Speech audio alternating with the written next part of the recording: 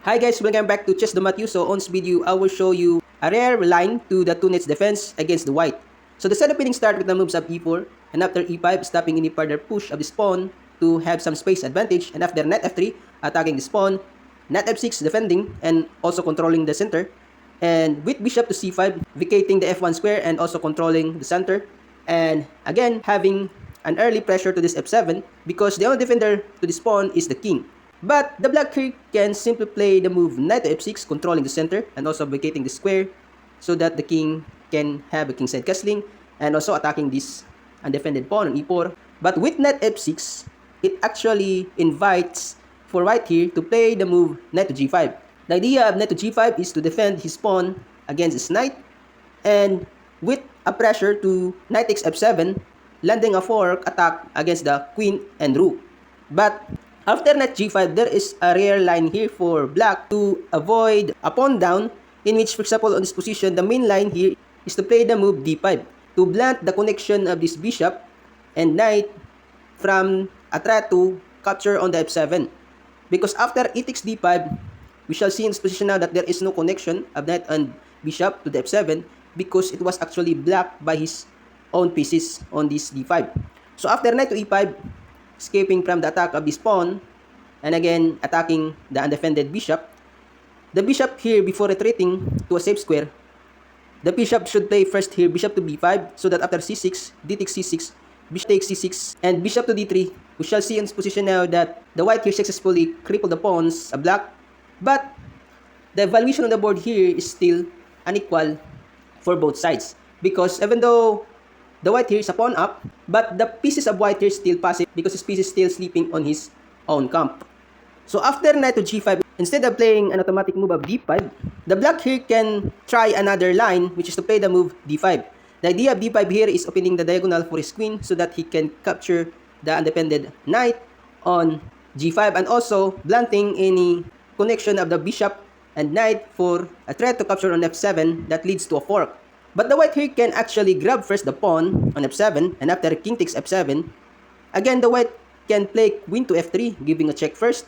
So that, for example, after queen f6, queen takes f6, g takes f6, and e takes d5, the white here is actually a pawn up and successfully have some simplification because both sides has no queen. And again, the evaluation here is actually favors for white with an extra pawn. But after knight d4 for the black here, it creates some tactical aspect because he can actually gives a fork on the c2 square. So after d6 here for the white here, giving a check first, and again with a threat to grab another pawn on c7.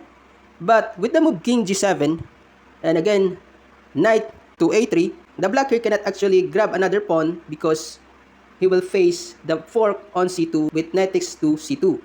So after d6, king g7, the white here plays knight to a3, defending his pawn on c2 to avoid any fork tactics, but still there's simple bishop takes d6. And again, the evaluation of the board is a radical equal with the same number of pawns and pieces.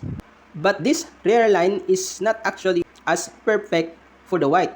Rather than to play the move d5, try to sacrifice a pawn so that later on, after some couple of moves, the black here can maintain a compensation for his pawn sacrifice because later on he can kick out this knight, and again with strong control on the board because both queen and bishops has an open lines.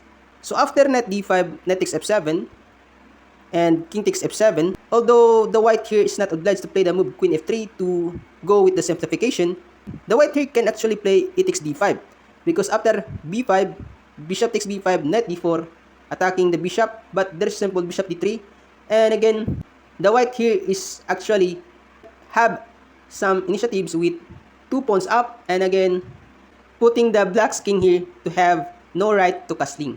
But let's say, for example, after queen f3 check, queen f6, queen takes f6 check, g takes f6, and e takes d5.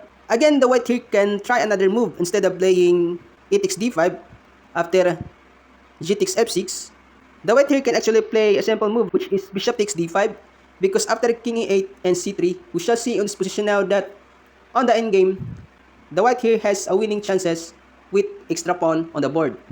And again, after on this position, after g takes f6 and e takes d5. This is the only chance here for white to have some initiative by playing bishop takes d5, because for example, if he plays e takes d5, and again after knight to d4, even though the white king here will defend the position against the fork on c2 with king to d1, but after d6, c3 attacking the knight, knight f5, d3 opening some lines for his bishop, but there is a simple h5. And again, this knight was actually cemented on this f5 square to have some great attacking chances.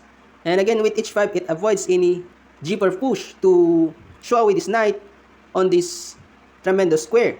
So after knight to d2, trying to develop some pieces, but after bishop h6, knight f3, bishop takes c1, king takes h4, grabbing some space on the king side, and after king c2, connecting his rooks. But the black here can do the same to connect his rook with bishop to d7.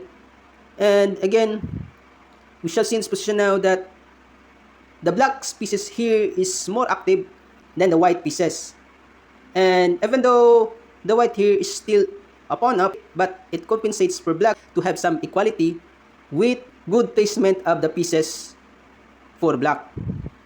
So just a recap after e4, e5, knight f3, knight c6, bishop to c4, knight f6, the two knights defense. After some automatic move of white by playing knight to g5 to pressure the f7, the black here has a rare line against with this automatic move with the move knight to d4, a counter attack on this knight on g5, exploiting the fact that this knight is actually undefended on the g5 square.